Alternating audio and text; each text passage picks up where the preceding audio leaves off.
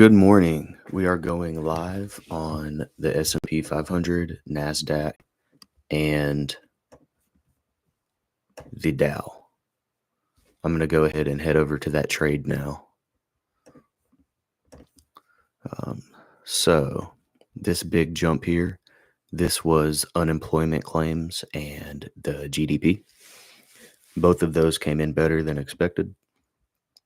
There's a website called Forex Factory. It comes out with all kinds of different economic data, not just Forex.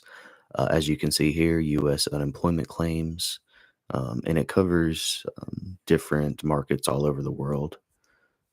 But we'll go back here and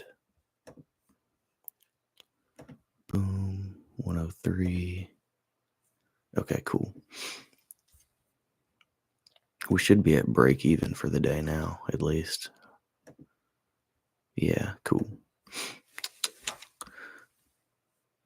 Had some trades last night, some currency trades that didn't go well. Probably going to pull back from trading currency and just focus mostly on equities. And yep, so the GDP report came in at a growth of 2.8% versus a forecast of 2%. Last quarter, we had 1.4%. And you can kind of get an idea of how it will affect the currency. For example, from thinking.com, July 20th, they had a article on U.S. and inflation data and the GDP data. Right here, they say we're looking for stronger GDP data and a 0.2 month-on-month core PCE deflator print in the next week. That PCE is the core inflation number. The Fed's favorite inflation gauge is the PCE. So that's coming out Friday, tomorrow. But as you can see here, this should keep a current Fed rate cut expectation firmly in place. As of right now, there's a very high chance that we will be cutting in September. And then every meeting going forward for a long time, probably until 2026. Let's go back to the trade. Looks like we're getting a little bit of a pullback. I'll probably go ahead and take profits on the Dow.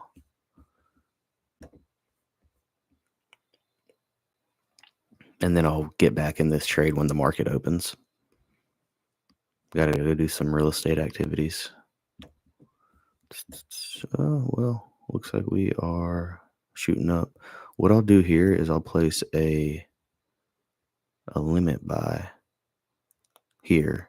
That way it automatically stops me out if it goes below this point. So that is at 41.57. Let's go ahead and place that.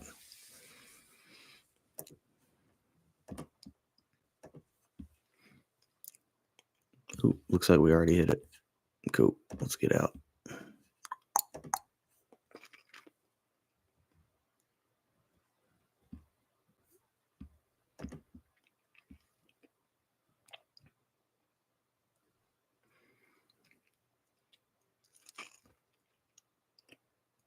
And we're bouncing off that zone.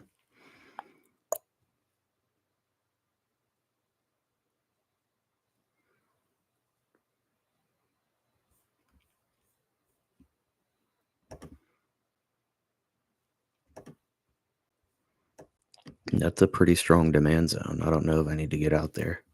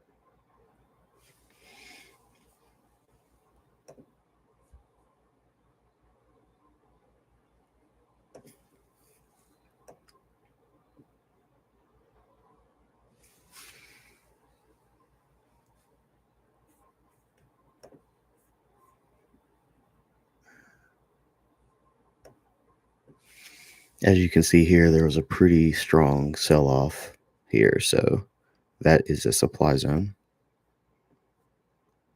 or what some would call resistance, which just means there's a lot of sell orders right here. But we are now forming a bullish pattern. Higher highs, lower lows.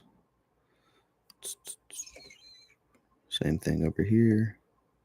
Looks like this moving average is forming as resistance, or support, I should say.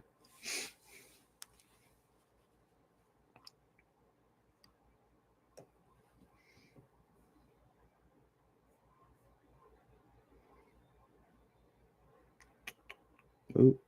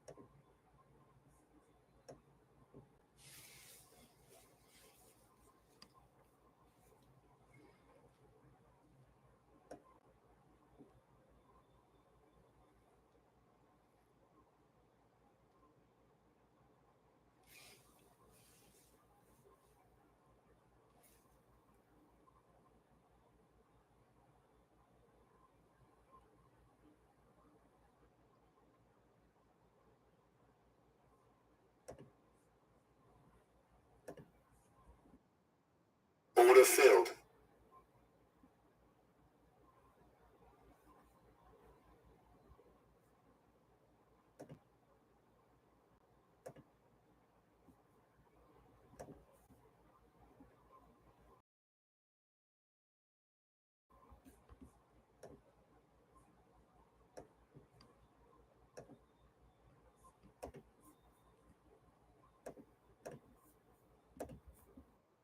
Filled.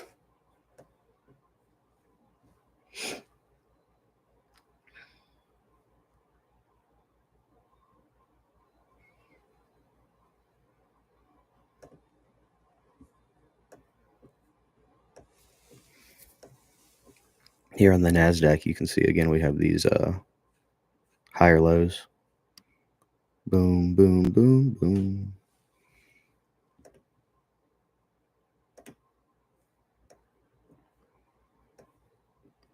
And each one of these companies have different components. So I should say each one of these indexes have different components. So the Dow, that's the Dow 30, the industrial average. The S&P 500 is 500 biggest companies in America. And the NASDAQ is tech companies, of course. So what this means is that these indexes, they move in somewhat unison, but they can be independent of each other. Yeah, so let's get ready to sell tech. Okay.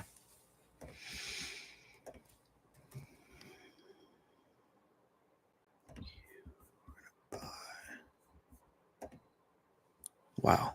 It is really being resistant off of that zone. Goodness. Oh, wow.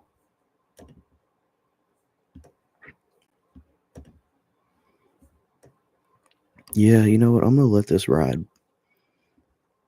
I mean, I'm seeing some good signs here from the market. Looks like we might actually have another move up. So I'll place a few stops. One here, and then one below, and then the rest below the breakout. So let's go ahead and place those. So our stop loss for one of these will be at 41.42.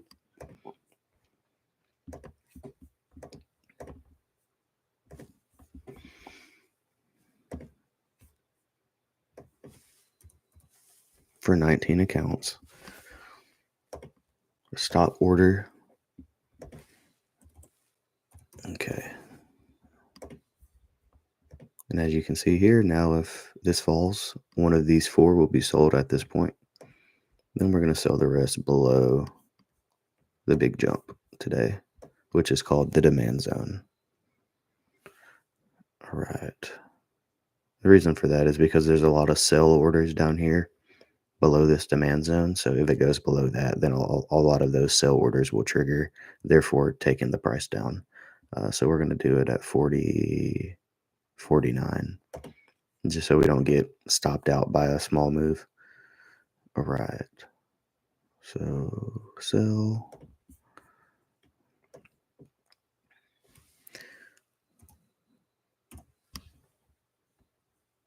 $47. Oh, oops. 47 contracts at, what did I say? 49.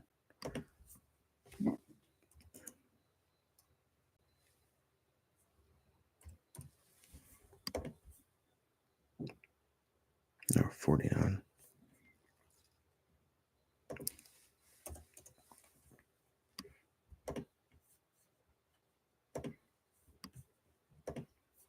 Make sure that I got the right number of contracts.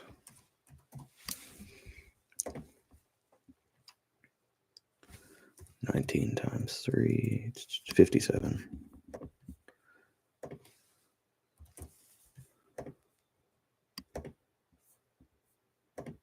All right, the rest will sell below this point. And it looks like we are, oof, falling a little bit.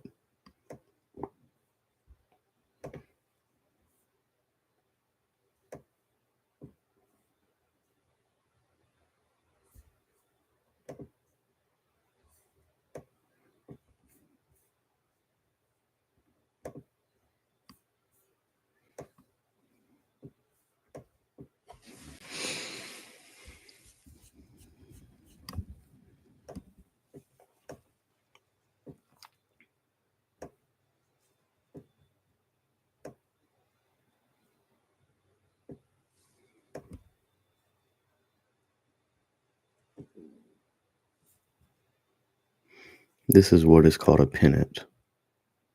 We have broken this pattern.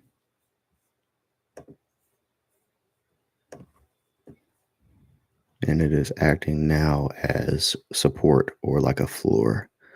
So we are going to place our 3 stops at 19,177 for the NASDAQ.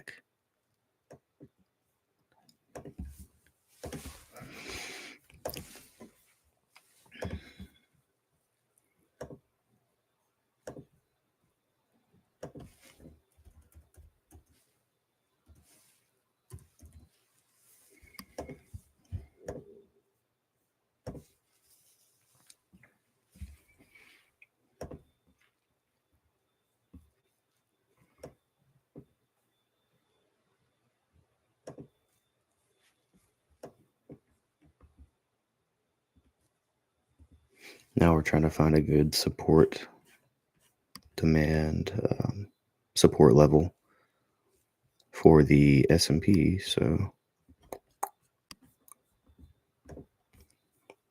looking for support and resistance zones here. As you can see here, we have another bullish pennant where this was really just a continuation pattern. So let's draw that out.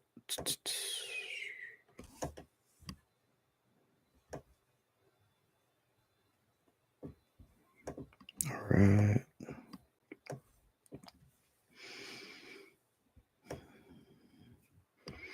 Same thing. If we break below this pattern, I'll get out.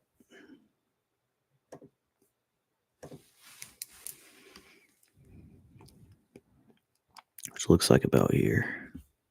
Let's zoom into a lower time frame just to really pinpoint our zones. What about this demand zone. 61. About 10 points. It's not too crazy. All right. And we're breaking back out. Cool.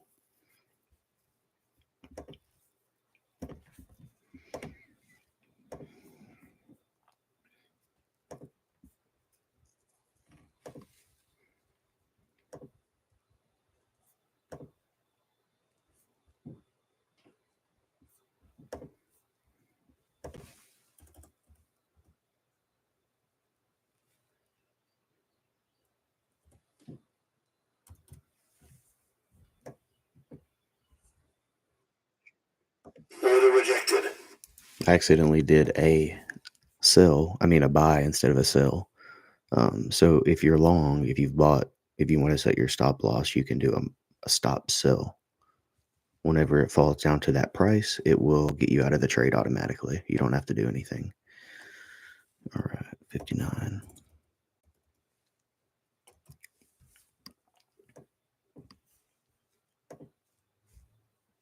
Cool. And we'll do one more at 61.